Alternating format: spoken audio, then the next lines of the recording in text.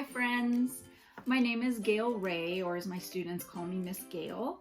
I am one of the occupational therapists from the San Bernardino County West End Student Services team. There are 5 of us, and we are working together to provide occupational therapy services during the stay-at-home order. This is all brand new to us, and we are all doing the best that we can. We hope that you are all well and staying safe. And our goal is to provide you with some therapy activities every week and also to be a support service to you. So in addition to having your weekly video that you'll be participating in, we also will be reaching out and working with you either through a Zoom conference call or a phone call or through email, so that we can help support you in this time of uncertainty. So first things first, we want you to try to find an area in your home that you can set up just for therapy or schoolwork or speech therapy. If you can find a table area, a little desk, someplace that's quiet so that when it's time to transition to work or therapy, your student knows that it's time to go and sit in this area. If you keep it consistent, keep it quiet, then it will be an easier transition. If you can keep things as routine as possible, that also is very helpful. I know this time is stressful and things aren't always going to be perfect, and we understand that. And so the bottom line that we really want to stress to all of our families is just do the best you can. Take a deep breath and do the best you can. We're all gonna get through this together, so until we can be together again, we will find a way to make this work. So today, when you meet each therapist, they're going to talk about items that hopefully you have in your home that we will be using for therapy. And we tried to think of things that most people have access to and are readily available, because we don't want anybody going out or having to buy things or leave their home. So if you can keep it simple, if you don't have something, that's okay. We can find a way around that. And if a lot of the materials are things that you really don't have at home, please reach out to your therapist and they will find a way to get a bag of items to you. So reach out to them through their email and we can help you get together some things that you have at home. This list that we put together, it's not an exhaustive list. It's just things off the top of our head that we could think of quickly, that you could gather quickly. There may be videos in the upcoming weeks where they will ask you to gather something that wasn't on part of the list. And you will always know before time when you see the video, please gather these materials for this therapy session. So you'll be ready before you sit down to do your therapy session. So the items that I'm going to talk about for you very quickly is, the first one is cotton balls. And we really like cotton balls because most homes do have cotton balls. They're cheap, they're easily available.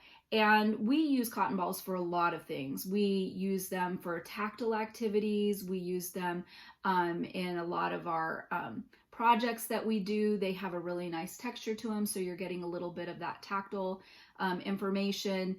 You can pull them apart, which is really great bilateral control using the 2 hands together. We also like to use them for blowing. So if you're having races with straws, you can put the cotton ball down and you can race them across the table. You can race with brothers or sisters or whoever wants to have some fun, because cotton balls are really great and easy to use. The next thing that we have is markers, and we do obviously use a lot of markers. I know when we think of OT, we think a lot of fine motor skills, and that is probably the biggest part of our jobs and one of our big roles with the school system. We do like markers for a variety of reasons. You can find markers in many different sizes. These are the little minis by Crayola. And this one is also scented. So the scented markers are great. You just have to be careful. Sometimes your student will get too close with it and then end up with marker on their nose. And that does happen. Obviously the longer, fatter ones, or the skinny ones. It's nice to have a variety of different sizes. It encourages different grips.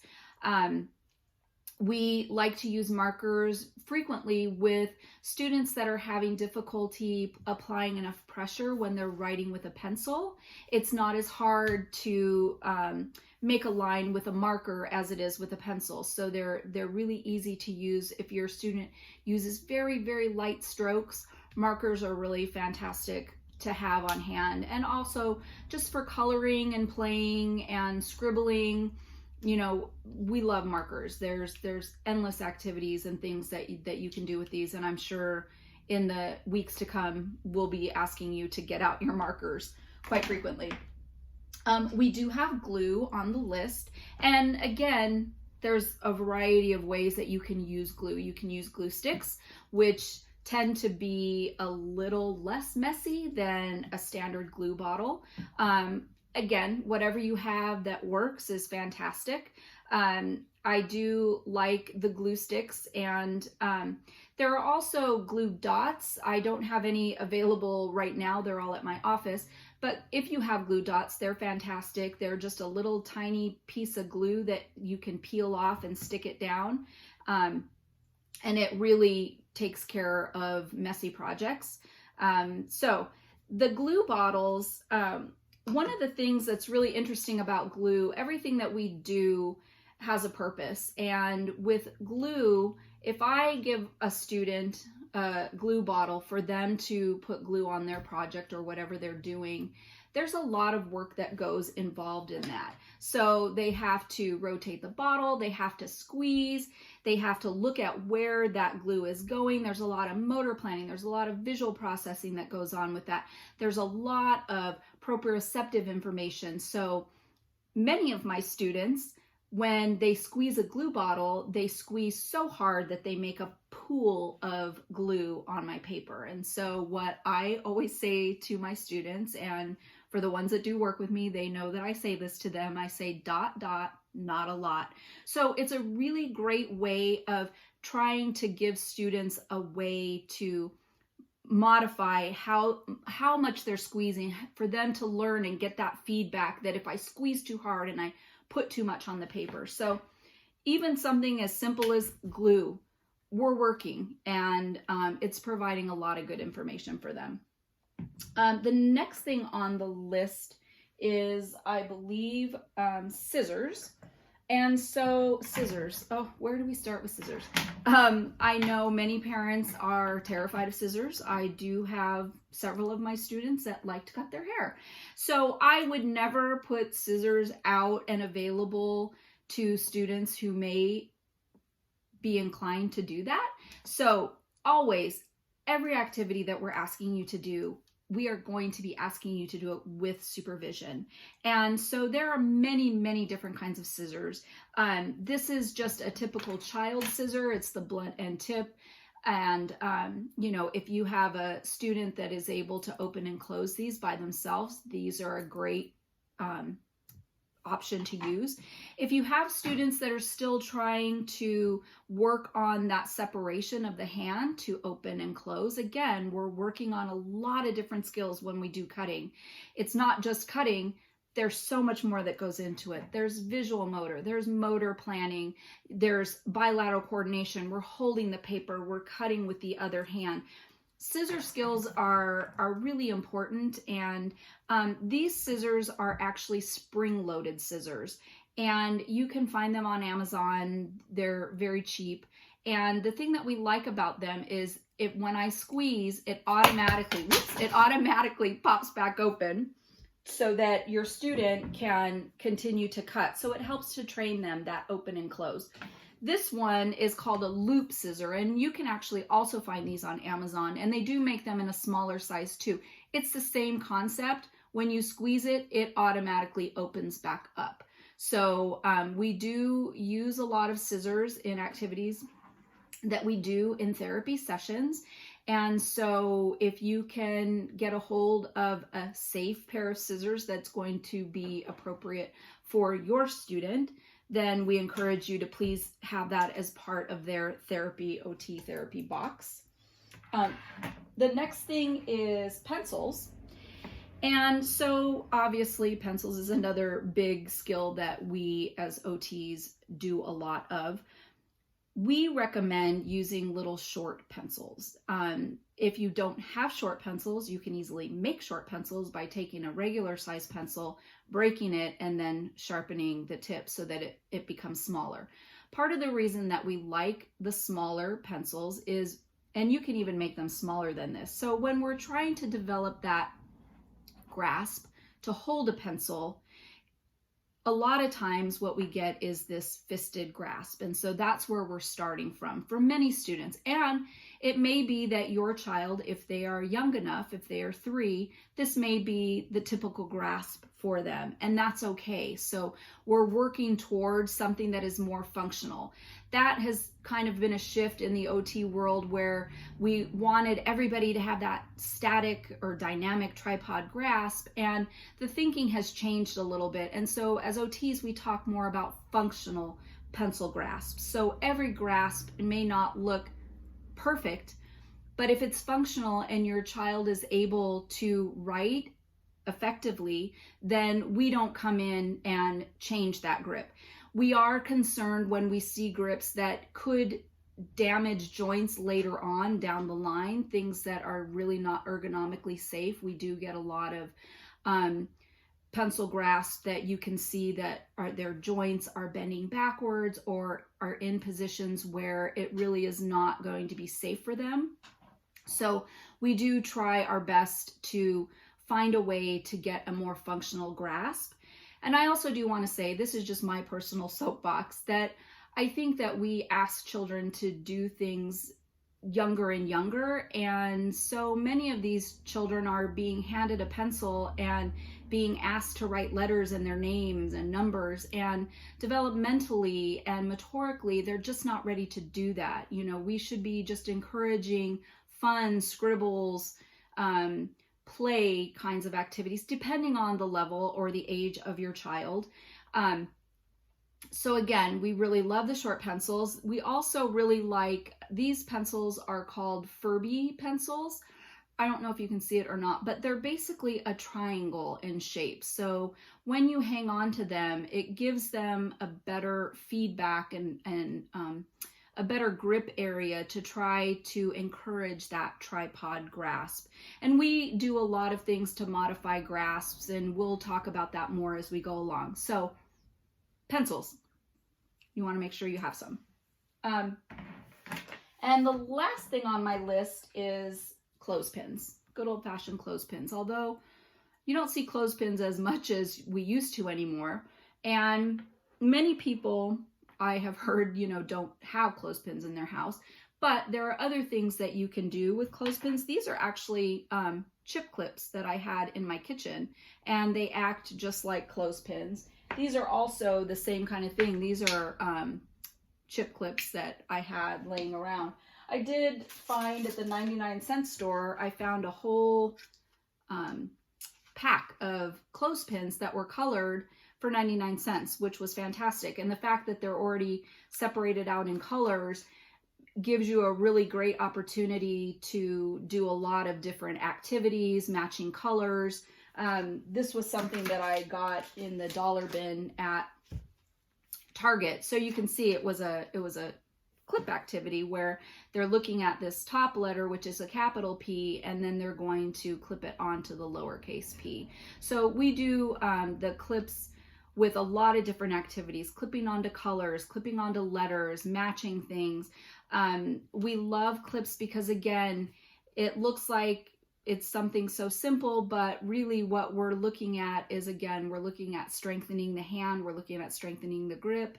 So there's a lot of work in everything that we do. A lot of times I hear people say, oh, you look like you're just playing with the kids. Well, a lot of times it does look like that, but a lot of different skills are going into every activity that we do with our students, whether it's visual motor, fine motor, motor planning, vestibular, tactile, proprioception, all of those sensory activities.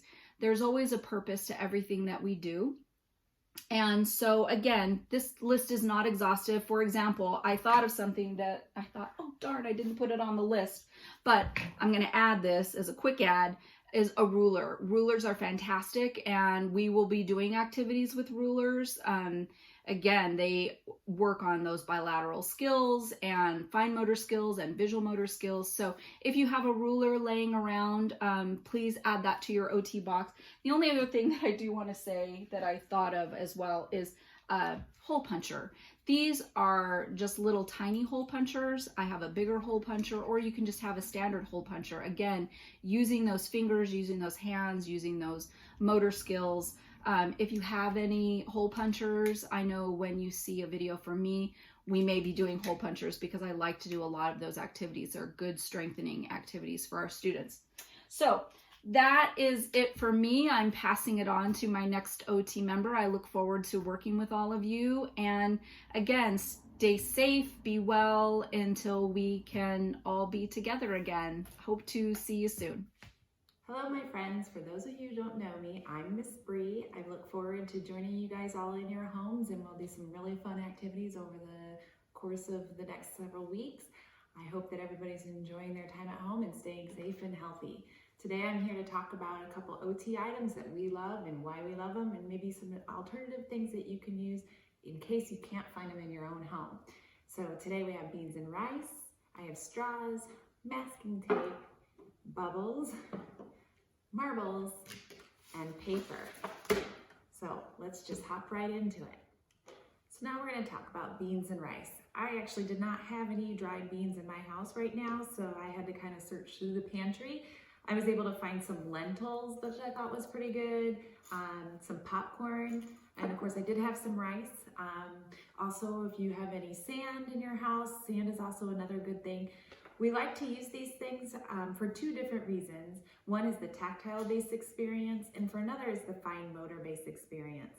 So with fine motor, you can use these for crafts, and by putting them and gluing them on different crafts, by having to use that fine motor pinch to put them on little glue dots.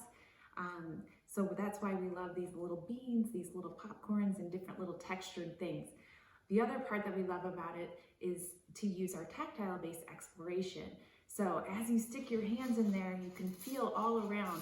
And what we like to do is hide little items in there for the kids to play with, or hide items that we might use for an activity. Another thing to try is also trying to do this without looking with your eyes. This is a skill called stereognosis. So for your moms out there, when you reach into that big purse out there, when you're digging for that pen or your keys or things like that, you're using your stereognosis, use of sense of touch, in order to find those things without using your eyes. So challenge your kids to use their eyes, but then also try to find it without looking. So some of the items I hid today, a little dinosaur in one. I have my kids' Legos in another, and they can play around and even make little things with their Legos or their dinosaurs. I have marbles hidden in this rice. So you can also use coins that you might find, and these are really great activities for doing counting, for doing sorting. If you have different things that are alike or different, you can use those activities to find them and then sort them out to match things. So they're really great tools to have at home. Marbles. Marbles are great again because of their small size. Look how I have to use my pinch. I have this nice open web space here in order to pick up and play with marbles. And they can be so fun. They have a nice visual feedback with their different colors, the different sizes that you can get. So they're a lot of fun to play with for kids. They can be very motivational. There's also a great skill that you can do with marbles, which just even holding the marbles in the hand, I have to cup the hand there, and that helps those arches in the hand, which are great for writing skills. Another thing that you can do is called swirling. So when I hold all these marbles in my hand, if I try to get them out to my finger and thumb and then place them in, I have to use those finger isolation skills while I'm still holding these marbles in my hand. So this is a great skill. Commonly adults use this skill for counting out change when you have a handful of change and you try to count out that change. So this is a great way to work on those hand skills. Another great thing about marbles is that the visual feedback, when you're trying to track the marble as it's going, and it rolls, and that can be very motivational for kids. And they also try to track it, and they even try to anticipate where the ball is rolling so that they can catch it. So they're really good skills for getting your body ready, and those visual motor skills. You might have marble mazes at home that are really great. You can even make your own marble mazes using like toilet paper rolls or paper towel rolls, and you can cut them in half and send them down the little canals. Lots of things that you can do with marbles, so they're a great thing to have on hand. The next thing I'm going to talk about is tape. So masking tape or painter's tape can be really great to use in your own home. So with painter's tape, it comes in many different colors, but today I just have masking tape handy, so this is going to use to show you guys. So what's great about tape is that you can use it for gross motor tasks as well as fine motor tasks and bilateral coordination tasks, so that using two hands together. So you have to hold with one hand and then be able to pull with your other hand. Also using those pinchers on both sides and that pinch to be able to use your strength to tear it apart. It's also really great when you're making different crafts or different designs with tape to have to hold it and align it in different orientations of lines. You can make shapes or letters or numbers, and it can be a really fun task. The other great thing about tape is that tactile feedback. So getting used to that sticky side or that flat side and the different types of feel that tapes allows you.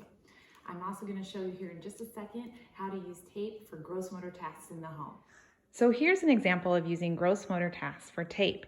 You can tape letters or numbers or designs on the line. Again, my cat is photobombing us, and my daughter's going to show us some of the things on what you can do with gross motor tasks on following the line. So first she's going to walk the line. She could do her tiptoes. She could try walking backwards or hopping. There we go. Another activity that you could do with tape indoors is you could make hopscotch. Oh, she's crawling. So now she's going to show us the hopscotch. And then another shape that we really like as occupational therapists is this infinity loop. So with this infinity loop, you can do hopping, skipping, jumping. But the important thing is to cross over that midline and come all the way through. Thank you, Catherine, for helping us out. Okay, now we have straws. So straws are great for oral motor skills as well as fine motor skills. So with straws, you can use them for sucking. And with the sucking, that you have to work on making a lip seal, you have to retract your tongue, you're strengthening your cheeks.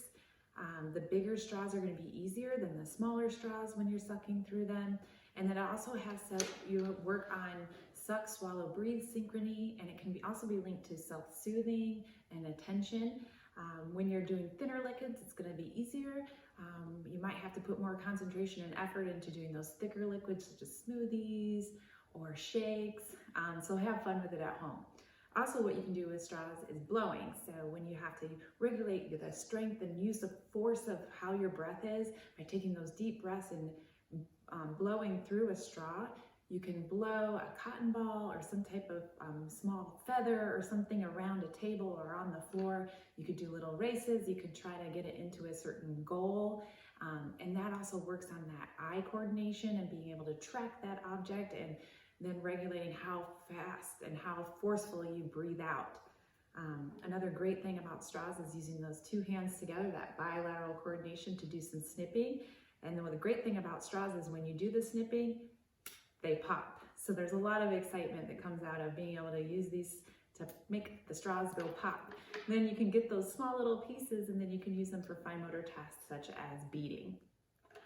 So bubbles. Bubbles are so motivational for kids. There's so many things that you can do with bubbles.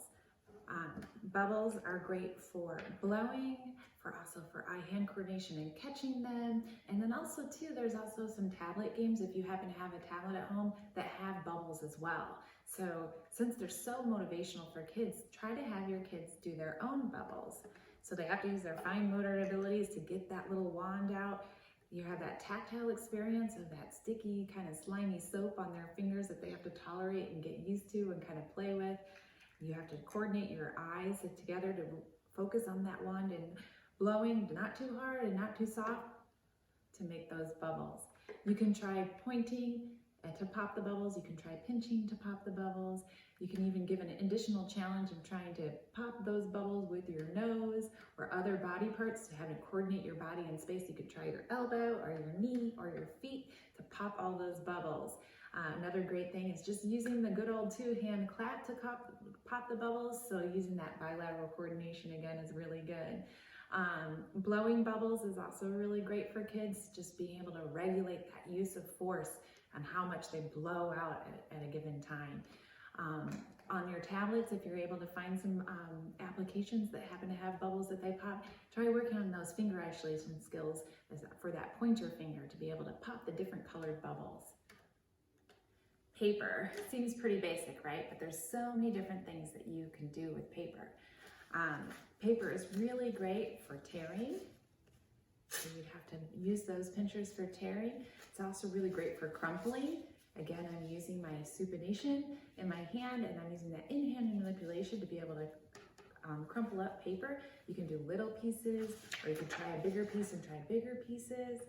Paper is also excellent for using eye-hand coordination and fine motor skills for folding, being able to visually line up edges and then producing a crease. It's a great skill that a lot of the kids need to work on.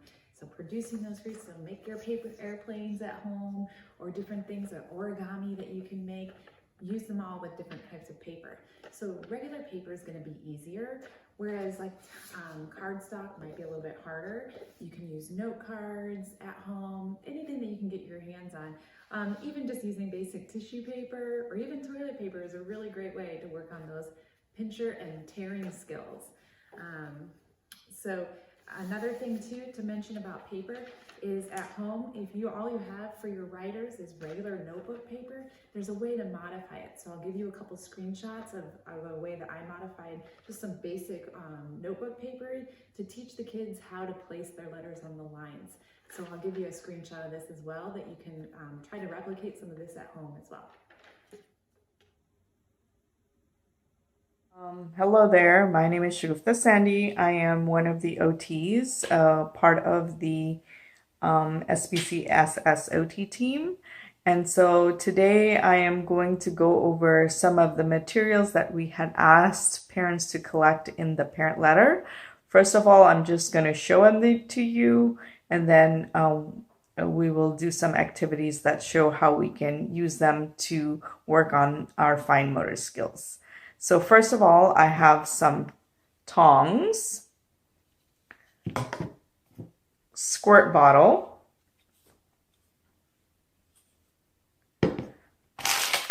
pom-poms, crayons, chalk, as well as sidewalk chalk, and some paintbrushes. So the first activity we're going to do is going to be with tongs and pom-poms. This activity can be done with any type of tongs or tweezers. So the thing is, I just went through my closet to see what I had. And so what I found was these tongs. These ones, they also come in a smaller size. These would be really good for the younger kids. These scissor tongs, as well as these chopsticks,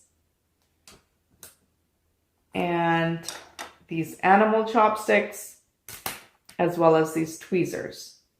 So what I have here is I have a bowl of pom-poms and another bowl of pom-poms. And why we like this activity is because this really works on the separation of the hand. If you look and see, you can see that we use the first two fingers as well as the thumb. And these fingers are the ones that give us mobility, where we hold all our instruments for cutting and writing. And these two fingers are the ones that give us stability. So if your kids are having a hard time keeping these two fingers in, you can tuck in a small pom-pom ball, and that would help them keep those fingers tucked in. And then all we need to do is just pick up a ball using our tweezers and putting them in the other container. Now, if you want to upgrade or downgrade this activity, you can use colors. You can have them sort by colors. Also, if you want, you can have them sort by type. You can have them sort letters by uppercase letters or lowercase letters. So there are many ways to up and downgrade the activity.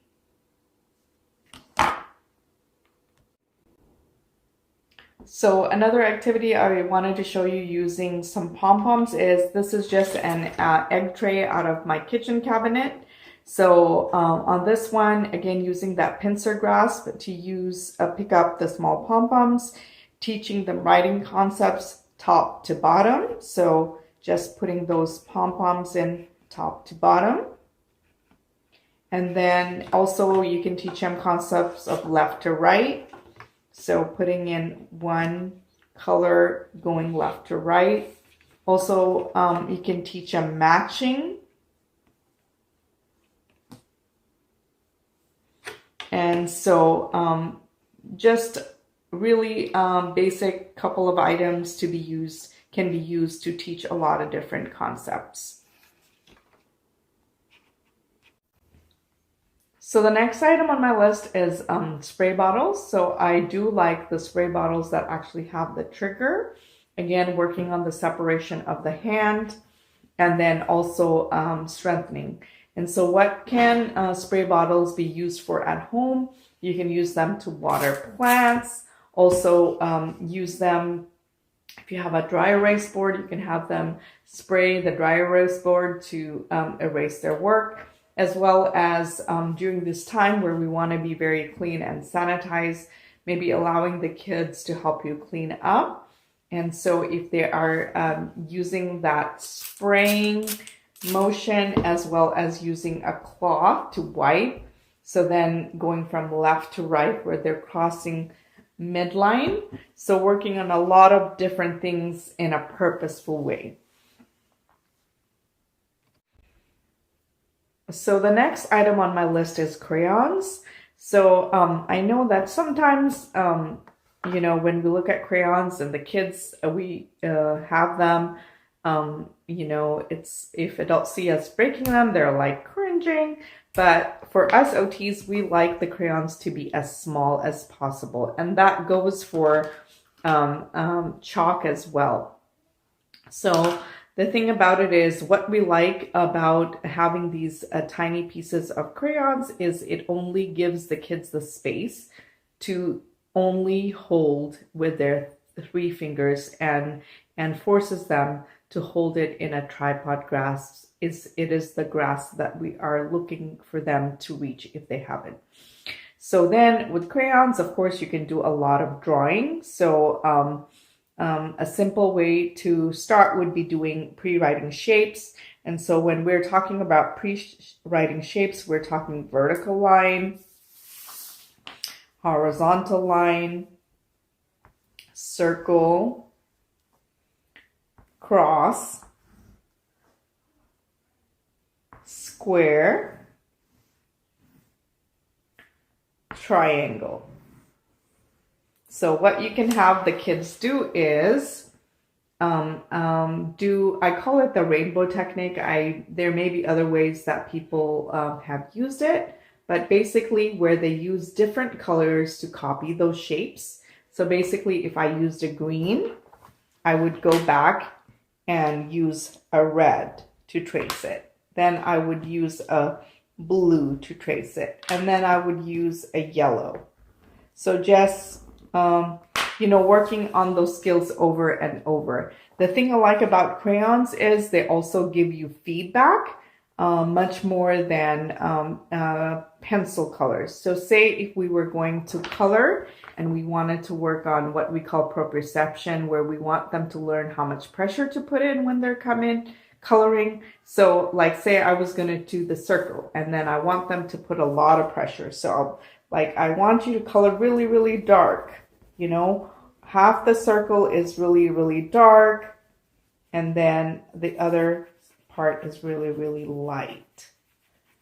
So then they can see the difference in what something looks like, as well as learn the difference in how much pressure they need to put. So just different ways to use crayons. I'm sure that you as parents can come up with a lot of activities with crayons as well. The next item that I have on my list is chalk. So on chalk, again, I do like chalk better than, using the dry erase board. But if you do have the dry erase board, it's better for them to work on those skills than not. But again, it gives much more feedback. So again, when they're drawing, just doing shapes, those pre-writing shapes, it gives them that feedback. It helps them to remember the motor patterns that they learn much better than just when they don't get that feedback. So chalk can be used on chalkboards. Now that the weather is really nice, the kids can go outside and draw different shapes, large shapes, using that sidewalk crayon, also doing rainbows where they're doing the rainbow colors with the chalk. So that would, help them to cross that midline. Miss Bree had also talked about, using that infinity loop that she was talking about, doing that infinity loop, having them maybe copy or trace that infinity loop. Make sure that when you are doing the infinity loop, you can also do that with crayons, that when they do draw it, a lot of the kids do have a hard time with crossing that midline. So making sure that that midline is crossed every time they go around, that they're crossing that midline and going over, and not just going from here. And then a lot of times kids will go down and not cross that midline. So just making sure they work on that crossing midline is a good idea. Also, doing crayons, sidewalk chalk. You can do rainbows. So when you're doing the rainbow, another thing that you can do is, I'm just going to show you on this paper over, is that they're going in that arch. So doing the rainbow colors. And so, again, that's working on crossing midline. And so they would do all the rainbow colors from one side to the other. So this can be done either on paper as well as outside with the sidewalk chalk. So I'm going to stop right there. So the next item on my list is paintbrushes.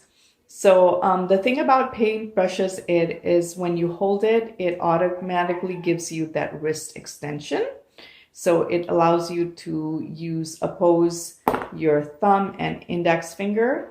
And so to work on that wrist extension and also that thumb opposition, a good way to work on those skills will be doing some painting.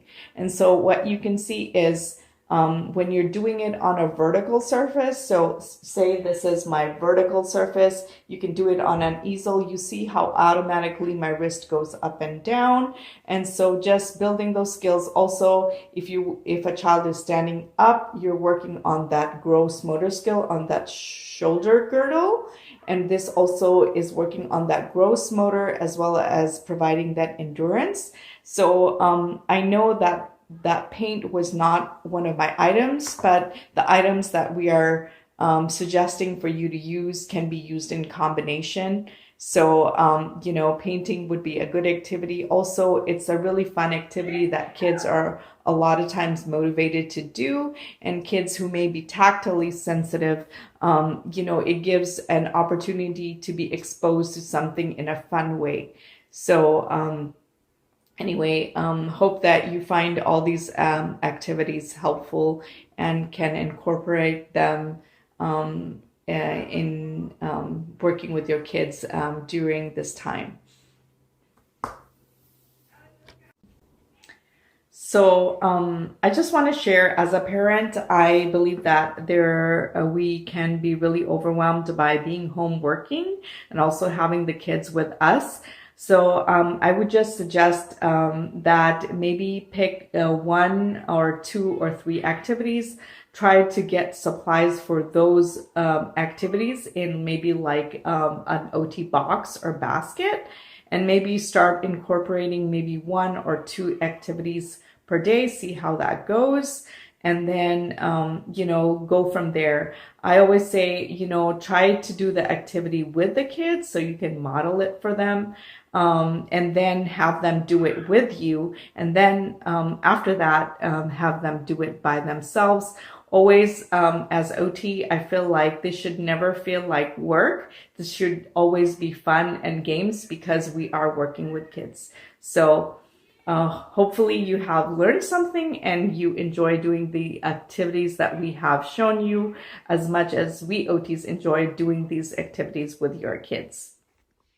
My name is Lisa Palmisano. I'm going to be reviewing some things to trial at home to utilize to improve fine motor skills. What I'll be reviewing is pipe cleaners and beads, household containers, rubber bands, and popsicle sticks.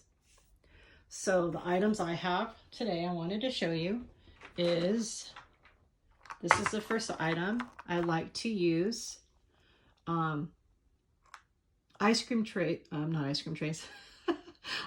trays, because they really help to facilitate pinch. So I'm using small beads, and then I'm using larger beads, and that'll work on different types of grass patterns. Ta-da! And then what you can do is you push this on here using 2 hands. Of course, I'm holding my phone. I won't be able to do that today. But holding it with 2 hands and placing the beads on really can help develop finger strength, pincer strength, sequencing if you want them to work on different color combos, so they can do white, red, or red, white, and blue, whatever you decide. And so this is an example of a pipe cleaner and bead activity. Okay, so on to the next one. Another thing you can do is using different containers that you can use to make coin banks. I love coin banks. They work on a variety of skills. So I wanted to show you what I had here. So for instance, this, you have pennies or quarters in it, and then you cut the top so you can fit in different sizes, quarter size, nickel size, and then you place the coin in. What's really great is to use items that you can see through really good, so the student can see the coin dropping through, or using a coffee can that has a metal bottom, so when the coin drops, you're hearing all the clanking, and that gives a student a lot of feedback. That's really helpful. So I just wanted to show you some different ones that you can use to make a coin bank. And the next item I wanted to show you is how to use your coffee creamer container. Coffee creamer containers are great. Of course, I'm one-handed right now because I'm using my iPhone to film this. I have a new iPhone, so bear with me. I'm still learning all the intricacies. I'm switching from Android, but which is really great because you can work on the flip action of the container. You can put beans in it, lentils in it, and then have them pour into another container, and that works on them being able to pour in whatever item you want to put in there and close the top. So that's one thing to do. Another thing to do with it is fill it with water, and the kids can go outside and water the plants. and then they have to keep coming back for you to get water. And then you can use, have them go at the sink and practice like filling it up. Maybe they can learn how to fill it up on their own and go outside and water the plants, or maybe fill the dog's bowl with water, or cat bowl if you have them outside. So just some things to try with that. So starting with bigger containers first, and now I wanted to show you smaller containers. So of course, or smaller tabs, is everybody needs to learn how to open one of these. So having them practice that, and then maybe opening smaller items where they have to do screw tops, opening that's going to work on a lot of that finger dexterity and strength. And then with Easter coming, these are great. I'm sure you may have these around from last holiday, but you can put these in a container, a bigger container. So for instance, this, where they have a whole bunch of these in a container, and they have to figure out which one goes where. So this is great, because then they're learning how to put, and then maybe you can have them put items in it. You can have them put jelly beans if they don't eat that many, or you can have them put coins, or you can have them put pom-poms, maybe even pom-poms to match the color. So that's something you can think about. But they definitely have to figure out color discrimination, size discrimination. If you have a whole bunch of these in there, that might be a lot of fun. Okay, so that's an activity to do. Okay, the next item is popsicle sticks. To be honest with you, I could not find them.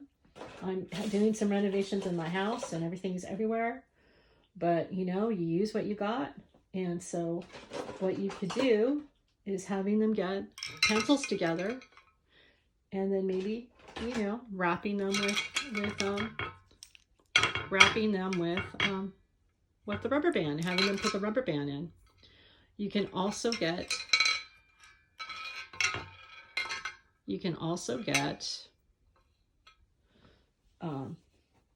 a pipe cleaner, and then have them wrap the pipe cleaner around the pencil. So that's something you can have them do, is wrapping. You can use a pipe cleaner to wrap around the pencil, or you can use yarn to wrap around the pencil.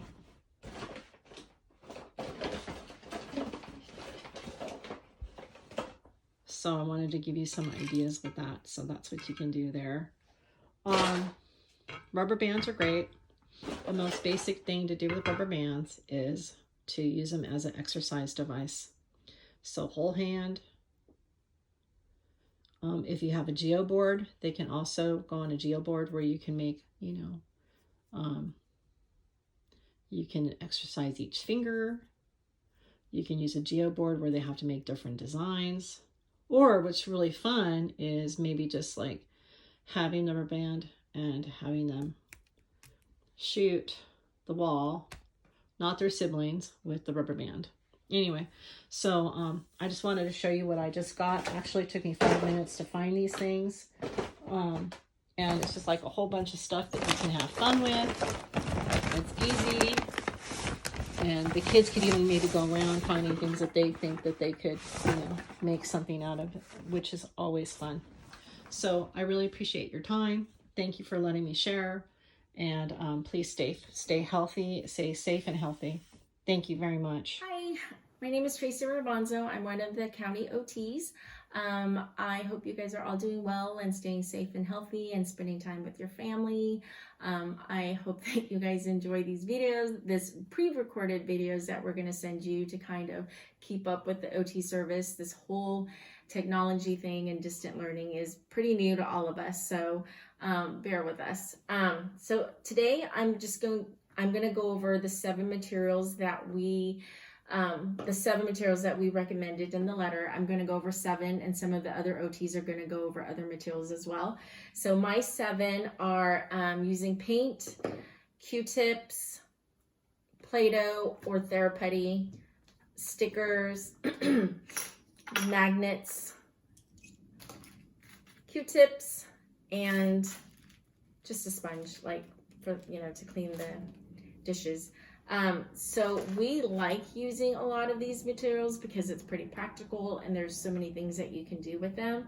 So I'm going to start off with paint. Today I have acrylic paint. You can use all different kinds of paint. You can use the washable Crayola paints, or you can use the tempera paints, but I only have acrylic at home, so we're going to use this today. And then I'm actually going to couple it with the other material, which is the Q-tip. And I like to use a Q-tip to dot paint. I know there are dot markers out there, but this really works on refining their fine motor skills because they're not having to use that bottle to hold it up and kind of dab. They have to use we encourage them to use their pincer grasp or a 3-jaw chuck.